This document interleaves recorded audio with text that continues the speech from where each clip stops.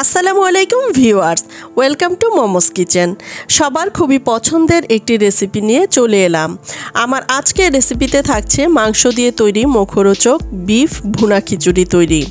ঝরঝরে এবং পারফেক্ট একটি বিফ ভুনা খিচুড়ি তৈরি করতে চাইলে এই রেসিপিটি ফলো করতে পারেন। এই খিচুড়িটা খেতে অনেক বেশি সুস্বাদু হয়। চলুন তাহলে মূল ভিডিওতে চলে যাই। আজকের রেসিপির জন্য এখানে আমি 2 কেজি পরিমাণ গরুর মাংস নিয়েছি। মাংসটা ধুয়ে পরিষ্কার করে নিয়েছি।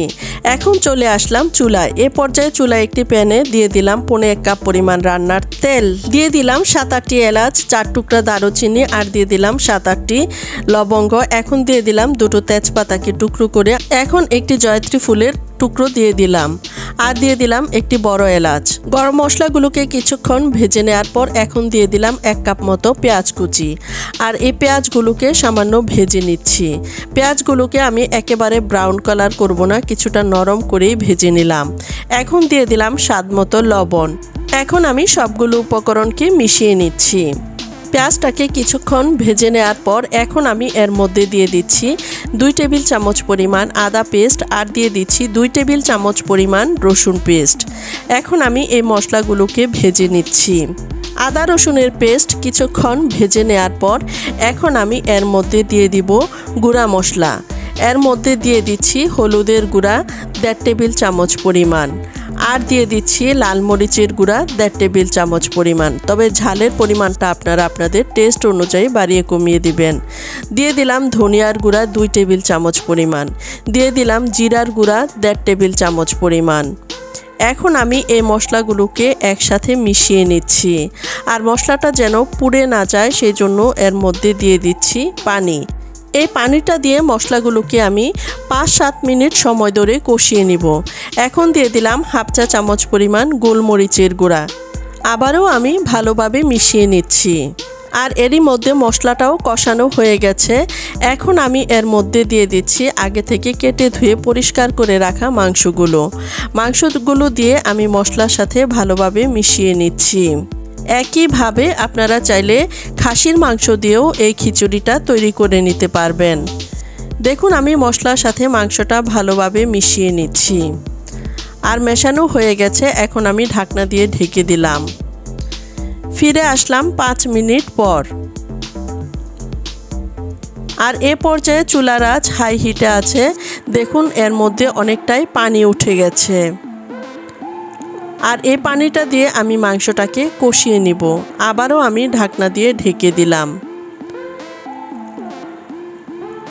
আবারও প্রায় 15 মিনিট সময়ের মতো আমি রান্না করে নিলাম, আর এরই মধ্যে কিন্তু আমি আরও 2-1 বার নেড়ে দিয়েছি। আর মাংসটা ভালোভাবে কষানো হয়ে গেছে, তেলটাও ছেড়ে এসেছে। আর এখন আমি এর মধ্যে দিয়ে দিলাম ফুটন্ত গরম পানি।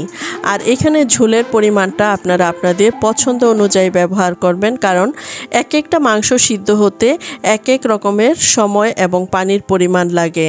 সেটার উপরে ডিপেন্ড করে আপনারা পানিটা দিয়ে দিবেন। দেখুন আমি আরও প্রায় 40 মিনিট সময়ের মতো রান্না করে নিলাম, আর পানিটাও অনেকটাই শুকিয়ে গেছে। এখন দিয়ে দিচ্ছি 1 চা চামচ পরিমাণ শাহি গরম মশলার গুঁড়া, দিয়ে আমি আবারও ভালোভাবে মিশিয়ে নিচ্ছি। আর এই গরম মশলাটা দেওয়ার কারণে মাংস থেকে আরও সুন্দর একটি স্মেল চলে আসবে। নেড়ে চেড়ে মেশানো হয়ে গেলে আবারও প্রায় 5 মিনিট সময়ের মতো রান্না করে নিলাম। দেখুন মাংসটা রান্না হয়ে গেছে। এখন আমি চুলার জাল বন্ধ করে একটা সাইডে রেখে দিচ্ছি। আর এইখানে নিয়ে নিলাম 1.5 কেজি পরিমাণ চিনি গুঁড়া পোলার চাল, আর এই চালটা দিয়ে আমি খিচুড়িটা রান্না করব। আর এইখানে নিয়ে নিলাম 1/2 কেজি পরিমাণ মুগ ডাল, আর এই ডালটাকে আমি আগে থেকেই ভেজে নিয়েছি। এখন আমি চালের সাথে ডালটা ভালোভাবে মিশিয়ে নিচ্ছি, আর মেশানো হয়ে গেলে চালগুলোকে আমি খুব ভালোভাবে ধুয়ে নিব। চালগুলো ধুয়ে আমি পানিটা ঝরিয়ে নিলাম, আর 20 মিনিট সময়ের মতো রেস্টে রেখে দিলাম। এ পর্যায়ে চলে আসলাম খিচুড়িটা তৈরি করার জন্য। এখানে আমি চুলায় একটি প্যানে দিয়ে দিলাম 1/3 কাপ পরিমাণ রান্নার তেল, দিয়ে দিলাম 4-5টি এলাচ, 3 টুকরা দারুচিনি, 2টা তেজপাতা, আর দিয়ে দিলাম 5-6টি লবঙ্গ আর সামান্য পরিমাণ গোলমরিচ। এখন আমি এই মশলাগুলোকে কিছুক্ষণ ভেজে নিলাম আর দিয়ে দিলাম 2টো পেঁয়াজ কুচি আর পেঁয়াজগুলোকেও এখন ভেজে নিচ্ছি। পেঁয়াজটা কিছুটা ব্রাউন কালার হয়ে আসলে এখন আমি আগে থেকে ধুয়ে পরিষ্কার করে রাখা চালগুলো এর মধ্যে দিয়ে দিলাম। চালগুলো দিয়ে এখন আমি ভেজে নিচ্ছি। এখন দিয়ে দিচ্ছি স্বাদমতো লবণ। এখন দিয়ে দিচ্ছি হলুদের গুঁড়া 1/2 টেবিল চামচ পরিমাণ। 7-8 মিনিট সময় ধরে আমি চালটাকে ভেজে নিচ্ছি। আর চালটা যত ভালোভাবে ভাজা হবে আর আপনার খিচুড়িটা ততটাই ঝরঝরে হবে। দেখুন চালটাকে আমি সুন্দর করে ভেজে নিচ্ছি। চালটা একেবারে ঝরঝরে করে ভাজা হয়ে গেছে। এখন আমি আগে থেকে রান্না করে রাখা মাংসটা এর মধ্যে দিয়ে দিলাম। মাংসটা দিয়ে আমি চালের সাথে আবারও ভালোভাবে মিশিয়ে নিচ্ছি। চাল আর মাংস একসাথে মিশানো হয়ে গেলে এখন আমি এর মধ্যে দিয়ে দিচ্ছি ফুটন্ত গরম পানি। এইখানে আমি চালের ডাবল পরিমাণ পানি ব্যবহার করেছি। এখন আমি নেড়েচেড়ে মিশিয়ে নিচ্ছি। আর মেশানো হয়ে গেলে এখন আমি এর মধ্যে দিয়ে দিচ্ছি 4-5টি কাঁচামরিচ। এতে করে সুন্দর একটি স্মেল চলে আসবে। আর ঢাকনা দিয়ে ঢেকে দিলাম। প্রায় 5 মিনিট সময়ের মতো আমি হাই হিটে রান্না করে নিলাম। এখন আমি চুলার আঁচ মিডিয়াম আর লোয়ের মাঝামাঝি করে দিলাম। আর এখন আমি আবারও খিচুড়িটিকে ভালোভাবে নেড়ে দিচ্ছি। এখন আমি ঢাকনা দিয়ে ঢেকে দিলাম। আরও 15 মিনিট সময়ের মতো রান্না করে নিব। ফিরে আসলাম 15 মিনিট পর। দেখুন পানিটা টেনে গেছে আর খিচুড়িটাও ঝরঝরে হয়ে গেছে। এখন আমি উল্টিয়ে পাল্টিয়ে নেড়ে দিচ্ছি। আর দেখে নিশ্চয়ই বোঝা যাচ্ছে এটা কতটা ঝরঝরে হয়েছে। এখন আমি এর মধ্যে দিয়ে দিচ্ছি গোলাপ জল আর দিয়ে দিচ্ছি 2 টেবিল চামচ পরিমাণ ঘি। এতে করে এর স্মেলটাও অনেক ভালো আসবে আর খেতেও খুব মজা হবে। এখন দিয়ে দিলাম কিছুটা পেঁয়াজ বেরেস্তা আর ঢাকনা দিয়ে ঢেকে প্রায় 10 মিনিট সময়ের মতো দমে রেখেছিলাম। চুলার জাল বন্ধ করে দিলাম। আর এরই মধ্যেই তৈরি হয়ে গেল দারুণ স্বাদের বিফ ভুনা খিচুড়ির রেসিপিটি।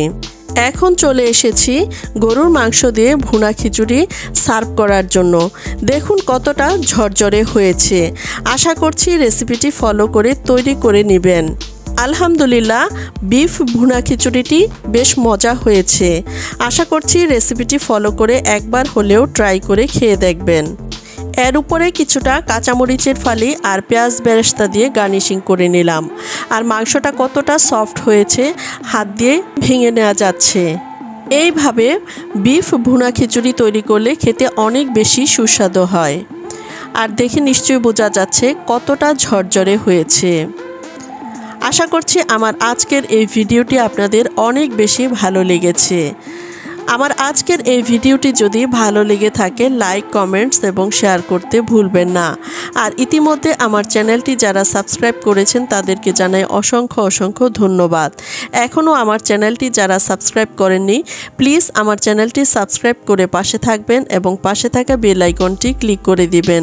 আজ এ পর্যন্তই। আল্লাহ হাফেজ।